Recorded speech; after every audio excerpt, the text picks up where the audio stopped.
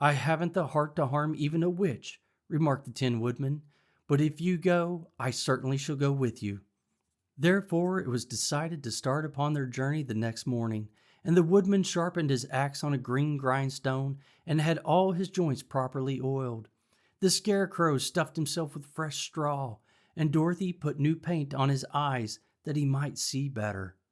The green girl, who was very kind to them, filled Dorothy's basket with good things to eat and fastened a little bell around Toto's neck with a green ribbon. They went to bed quite early and slept soundly until daylight, when they were awakened by the crowing of a green cock that lived in the backyard of the palace, and the cackling of a hen that had laid a green egg. Chapter 12. The Search for the Wicked Witch. The soldier with the green whiskers led them through the streets of the Emerald City until they reached the room where the guardian of the gates lived. This officer unlocked their spectacles to put them back in his great box, and then he politely opened the gate for our friends. "Which road leads to the Wicked Witch of the West?" asked Dorothy. "There is no road," answered the guardian of the gates. "No one ever wishes to go that way." "How then are we to find her?" inquired the girl. "That will be easy," replied the man, "for when she knows you are in the country of the Winkies, she will find you, and make you all her slaves." "Perhaps not," said the Scarecrow, "for we mean to destroy her." "Oh, that is different," said the guardian of the gates. "No one has ever destroyed her before, so I naturally thought she would make slaves of you, as she has of the rest. But take care, for she is wicked and fierce, and may not allow you to destroy her. Keep to the west where the sun sets, and you cannot fail to find her." They thanked him and bade him goodbye, and turned toward the west, walking over fields of soft grass, dotted here and there with daisies and buttercups. Dorothy still wore the pretty silk dress she had put on in the palace, but now, to her surprise, she found it was no longer green, but pure white. The ribbon around Toto's neck had also lost its green color and was as white as Dorothy's dress. The Emerald City was soon left far behind. As they advanced, the ground became rougher and hillier, for there were no farms nor houses in the country of the West, and the ground was untilled. In the afternoon the sun shone hot in their faces, for there were no trees to offer them shade, so that before night Dorothy and Toto and the lion were tired, and lay down upon the grass and fell asleep, with the woodman and the Scarecrow keeping watch. Now the Wicked Witch of the West had but one eye, yet that was as powerful as a telescope and could see everywhere. So as she sat in the door of her castle, she happened to look around and saw Dorothy lying asleep, with her friends all about her. They were a long distance off, but the Wicked Witch was angry to find them in her country, so she blew upon a silver whistle that hung around her neck. At once there came running to her from all directions a pack of great wolves. They had long legs and fierce eyes and sharp teeth. "Go to those people," said the witch, "and tear them to pieces." "Are you not going to make them your slaves?" asked the leader of the wolves. "No," she answered. "One is of tin and one of straw. One is a girl and another a lion. None of them is fit to work, so you may tear them into small pieces." "Very well," said the wolf, and he dashed away at full speed, followed by the others. It was lucky the Scarecrow and the Woodman were wide awake and heard the wolves coming. "This is my fight," said the Woodman, "so get behind me and I will meet them as they come." He seized his axe, which he had made very sharp, and as the leader of the wolves came on, the Tin Woodman swung his arms and chopped the wolf's head from its body, so that it immediately died. As soon as he could raise his axe, another wolf came up, and he also fell under the sharp edge of the Tin Woodman's weapon. There were 40 wolves, and 40 times a wolf was killed, so that at last they all lay dead in a heap before the Woodman. Then he put down his axe and sat beside the Scarecrow, who said, "It was a good fight, friend." They waited until Dorothy awoke the next morning. The little girl was quite frightened when she saw the great pile of shaggy wolves, but the Tin Woodman told her all. She thanked him for saving them and sat down to breakfast, after which they started again upon their journey.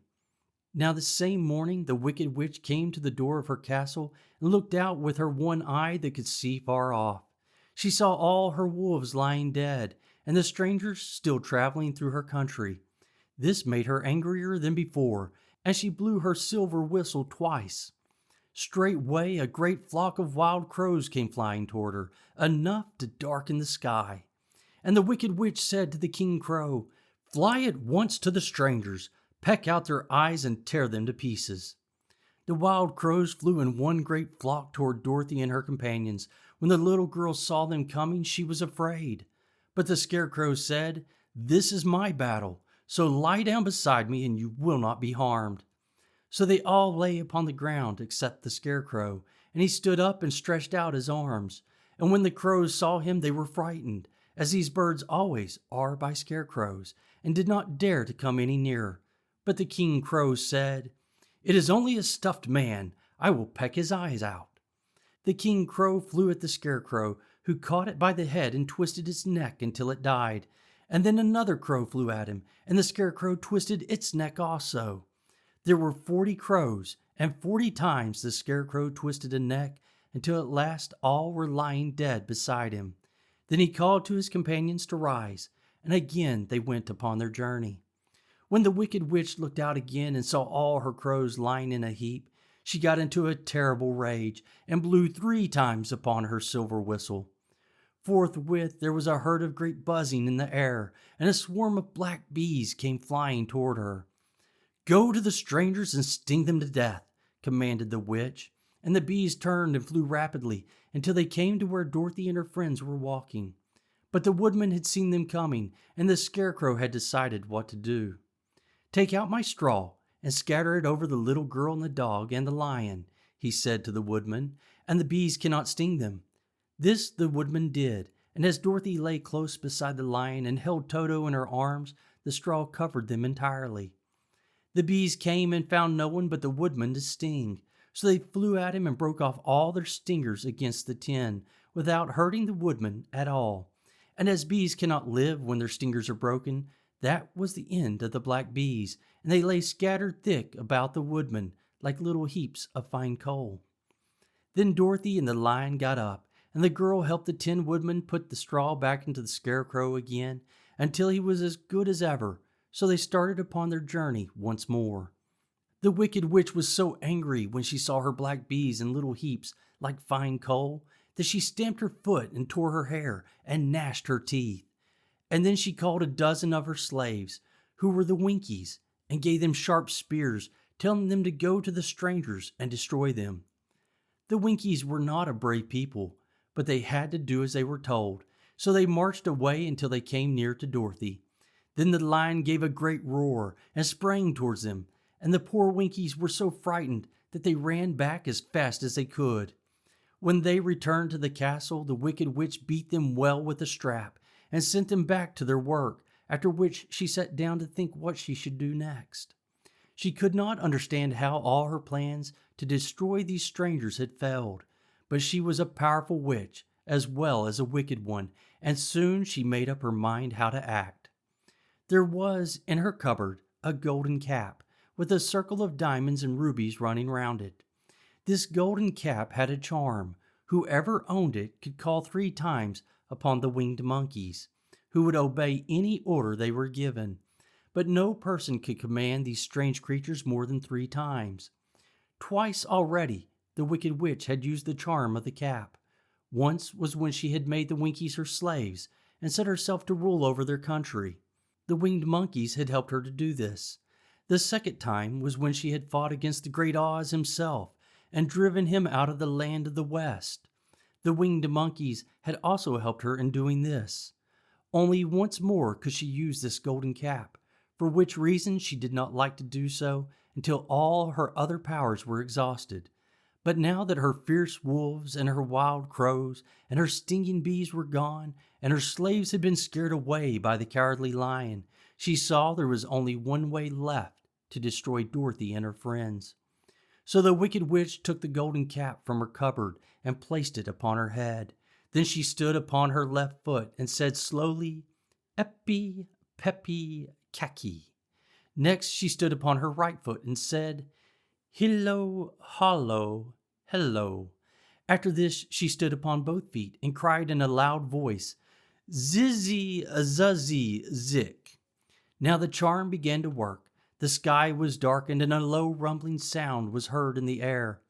There was a rushing of many wings, a great chattering and laughing, and the sun came out of the dark sky to show the wicked witch surrounded by a crowd of monkeys, each with a pair of immense and powerful wings on his shoulders.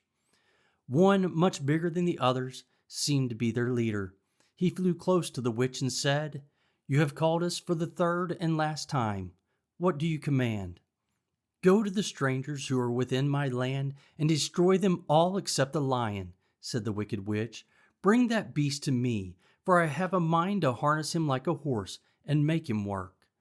"Your commands shall be obeyed," said the leader. Then with a great deal of chattering and noise, the winged monkeys flew away to the place where Dorothy and her friends were walking. Some of the monkeys seized the Tin Woodman and carried him through the air until they were over a country thickly covered with sharp rocks. Here they dropped the poor woodman, who fell a great distance to the rocks, where he lay so battered and dented that he could neither move nor groan. Others of the monkeys caught the Scarecrow, and with their long fingers pulled all the straw out of his clothes and head. They made his hat and boots and clothes into a small bundle and threw it into the top branches of a tall tree.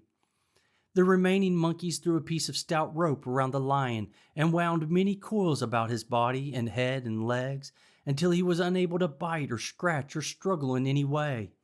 Then they lifted him up and flew away with him to the witch's castle, where he was placed in a small yard with a high iron fence around it, so that he could not escape. But Dorothy they did not harm at all. She stood with Toto in her arms, watching the sad fate of her comrades and thinking it would soon be her turn. The leader of the winged monkeys flew up to her, his long, hairy arms stretched out and his ugly face grinning terribly. But he saw the mark of the good witch's kiss upon her forehead and stopped short, motioning the others not to touch her. "We dare not harm this little girl," he said to them, "for she is protected by the power of good, and that is greater than the power of evil. All we can do is to carry her to the castle of the wicked witch and leave her there." So carefully and gently they lifted Dorothy in their arms and carried her swiftly through the air until they came to the castle, where they set her down upon the front doorstep.